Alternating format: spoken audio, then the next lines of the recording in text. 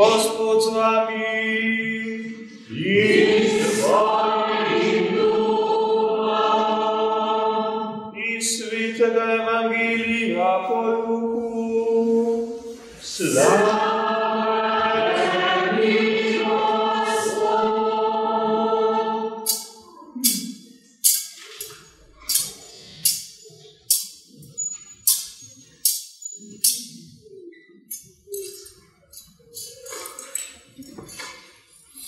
Takrat je Jezus rekel svojim učencem: Vam pa, ki poslušate, pravim, ljubite svoje sovražnike, delajte dobro tistim, ki vas sovražijo. Blagoslavljajte tiste, ki vas preklinjajo, in molite za tiste, ki grdo ravnajo z vami. Če ljubite tiste, ki ljubijo vas, kakšno priznanje vam gre? Saj tudi grešniki ljubijo tiste, ki ljubijo njih. Če namreč delate dobro tistim, ki delajo dobro vam, kakšno priznanje vam gre? Tudi grešniki delajo isto. Bodite usmiljeni, kakor je usmiljen tudi vaš nebeški Oče. Ne sodite in ne boste sojeni, ne obsojajte in ne boste obsojeni. Odpuščajte in vam bo odpuščeno. To je Kristusov evangelij. Hvala tebi, Kristus.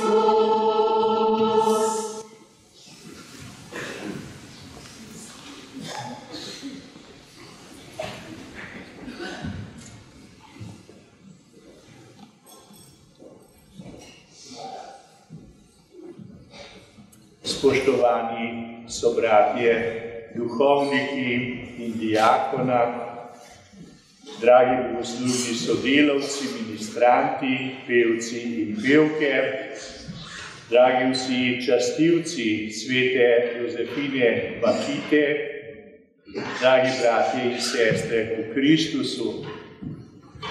Zbrani smo tukaj v Ivančni Gorici na praznik, ki ga Slovenci obhajamo v povezavi z našim največjim pesnikom Prešernom, ki je zapisal pomenljive besede, ki jih v himni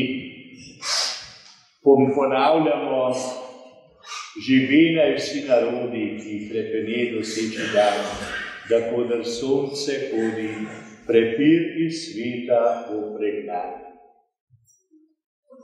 Zato je zelo primerno, da na današnji dan slavimo tudi praznik svete Bakite, ki je pravzaprav ikona odpuščanja. Tista žena, ki je dobesedno uresničila evangeljske besede, ki smo jih poslušali: odpuščajte, ljubite svoje sovražnike. Vsi vemo, da to ni lahko. Vendar je edino odrešilno, da vedno znova odpuščamo in prizanašamo in da smo pripravljeni tudi sami prositi odpuščanja. Sprava v današnjem času, bratje in sestre, je izredno pomembna, kajti na svetu je veliko sovraštva, malega in velikega, med narodi, med ljudstvi, med različnimi skupinami, plemeni, rodovi in včasih tudi v našem okolju, v naših družinah, med sorodniki in sosedi. In prav zato leto usmiljenja, ki smo ga obhajali, pomeni tudi stalno spodbudo, da se za usmiljenje in spravo prizadevamo tudi naprej. Sudan, Južni Sudan, večinsko krščansko področje, je pred leti doživelo samostojnost. Imel sem to milost, da sem bil nekaj časa župnik v Eilatu, v južnem Izraelu, kamor se je zateklo mnogo beguncev iz arabskih dežel, pa tudi iz Sudana. In prav takrat so se pripravljali Sudanci za to, da bodo izvedli referendum o neodvisnosti Južnega Sudana. Bili so polni želje, da se bo to uresničilo. In lahko sem jim povedal iz lastne izkušnje, da referendum pravzaprav ne bo tako težko izpeljati in doseči tudi večinsko odločitev za samostojnost. Toda kako bo potem? Potem bo zelo pomembno, da boste delali na skupnem dobru, si boste skupaj prizadevali za dobrine, pa tudi za medsebojno povezanost. Nekoliko sem takrat že poznal, da so zelo močne rodovne skupnosti in različna plemena, ki med seboj nimajo dobrih odnosov, čeprav so že povsod bili tudi kristjani zelo navzoči. In vem, da sem prav to rekel, prizadevajte si, prosite, da bi potem, ko boste dosegli ta prvi cilj, mogli tudi živeti v miru. Žal se je zgodilo čisto drugače. Žal se je uresničilo vse tisto, kar je bilo najbolj temnega v napovedi. Tisti, ki so bili nasprotni njihovi samostojnosti, so uspeli ljudi razdeliti, plemena obrniti drugega proti drugemu. In danes je ogromno žrtev te državljanske vojne in to sovraštvo je močnejše od krščanskega odpuščanja. Zato je prav, da tudi kot Slovenci, ki smo imeli milost, da smo sorazmerno na lahek način doživeli samostojnost, svobodo, priznanje, mednarodno priznanje, da smo povezani s tistimi narodi, ki na tem področju veliko trpijo. In tukaj, v Ivančni Gorici, kjer so edine relikvije svete sudanske svetnice, svete Bakite v Sloveniji, je toliko bolj primerno, da smo povezani s sudanskim narodom in da prosimo za mir in razumevanje. Torej, sveta Jožefina Bakita je svetnica našega časa. Zelo sodobna in predvsem povezuje ne samo en kontinent, ampak tudi vse kontinente med seboj, kakor je izrazil papež Benedikt, ki jo je proglasil za svetnico upanja, ne samo za Sudan in za Afriko, ampak za ves svet, pa tudi za vsakega človeka. To je pot, ki pelje v življenje. Takrat, ko sem tukaj sprejel svete relikvije Jožefine Bakite in smo jih izročili župniji po župniku Juriju, takrat se tudi sam nisem zavedal, koliko različnih preizkušenj bo prišlo name in kako je prav zgled svete Bakite čudovita pomoč, da moramo sproti odpuščati drug drugemu. Da vedno prepustimo sodbo Bogu, kajti edino Bog ve, kaj je v človeku. Mi poznamo zunanja dela, zunanje odločitve. ki nas lahko zelo prizadenajo, zelo ponižajo, razvrednotijo. Tisto, kar je v resnici znotraj v človeku, pa ve samo Bog. Da to kristjani prepustimo Bogu soditi. Ne sodi, da ne boš sojen. Bakita je bila kot majhna deklica pri 8 ali 9 letih ugrabljena in prodana za sužnjo. Večkrat so jo preprodajali in trpinčili, poniževali do kraja. Nazadnje so ji utetovirali 114 tetovaž naenkrat.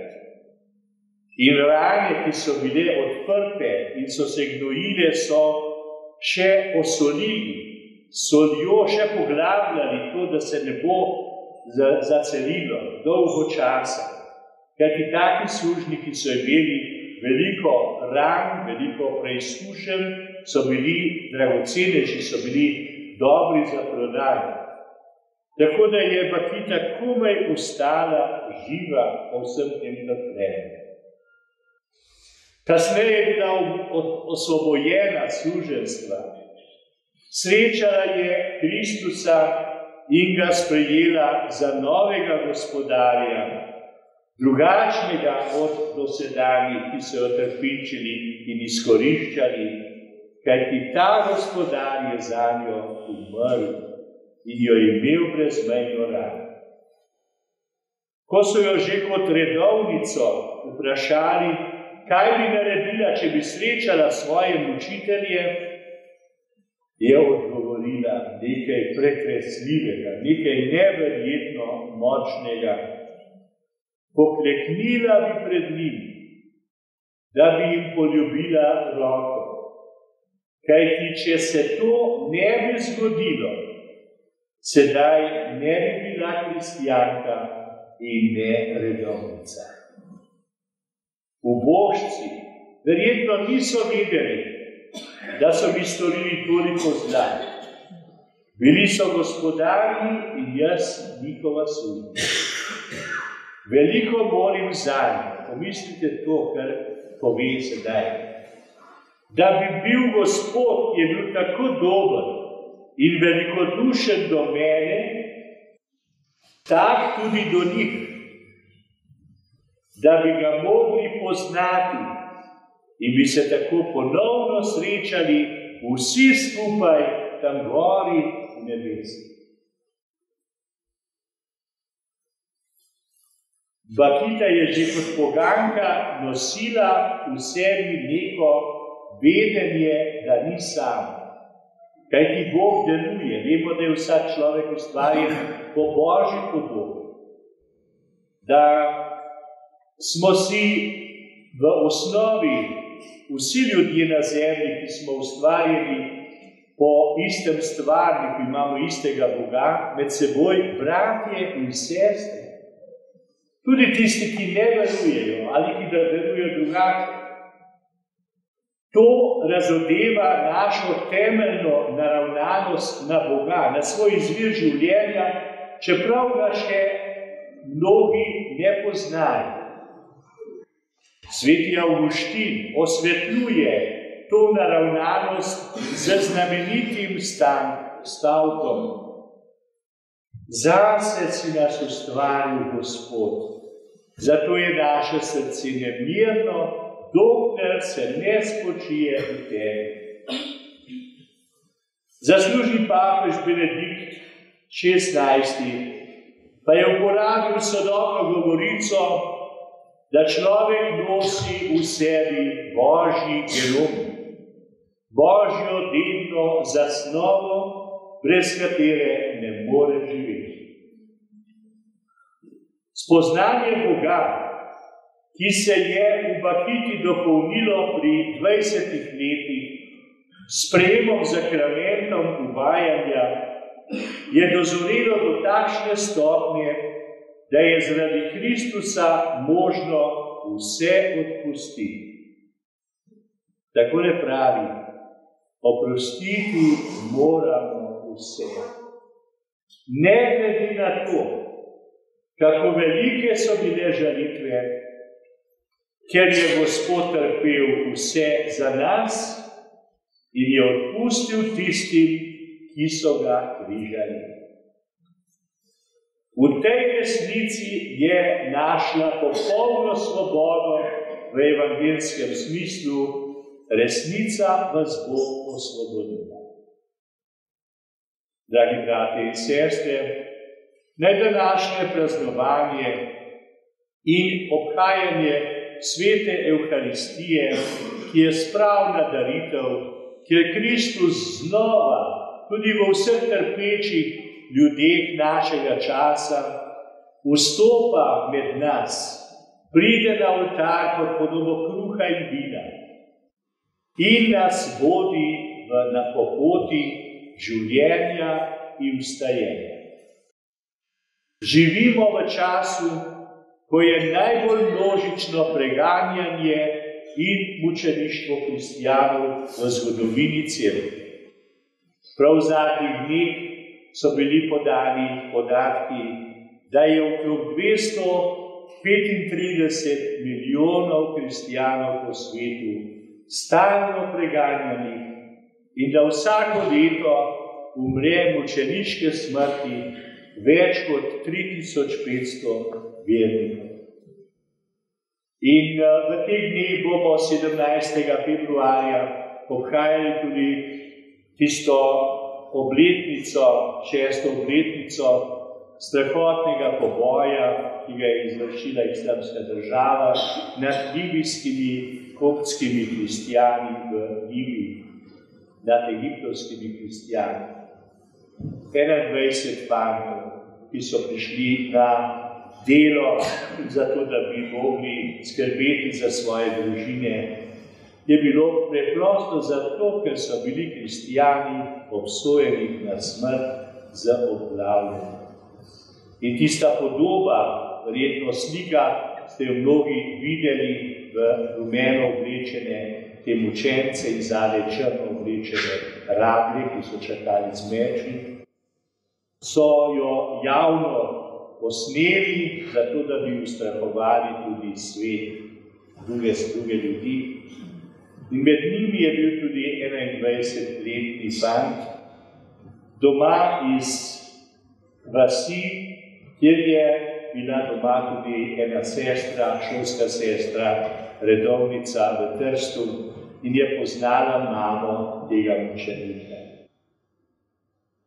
In ko je mama videla prav sliko, podobo, takrat, ko so ubili njenega sina, je rekla, da je strahotno trpela, ampak da je neizmerno ponosna, da je njen sin daroval svoje življenje za Jezusa Kristusa.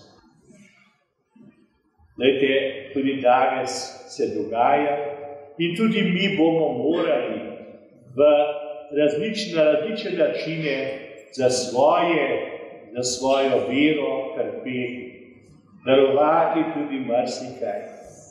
In takole, ko spremljamo življenje svetnikov, ki so veliko pretrpeli, predvsem učencev, se lahko večkrat vprašamo, kaj vse so morali ti ljudje prestati.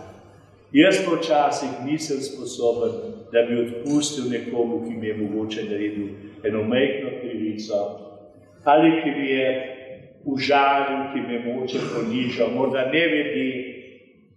In zato nas prav ti svetniki, tudi sveta Jožefina Bakita, spodbujajo, da bi znali med nami, v naših medsebojnih odnosih, kot kristijani, ustvarjati tisto spravo in edinost, kjer se zavedamo, da smo Božji otroci, da smo vsi med seboj bratje in sestre in da nosimo v sebi neizmerno hrepenenje po lepem in dobrem.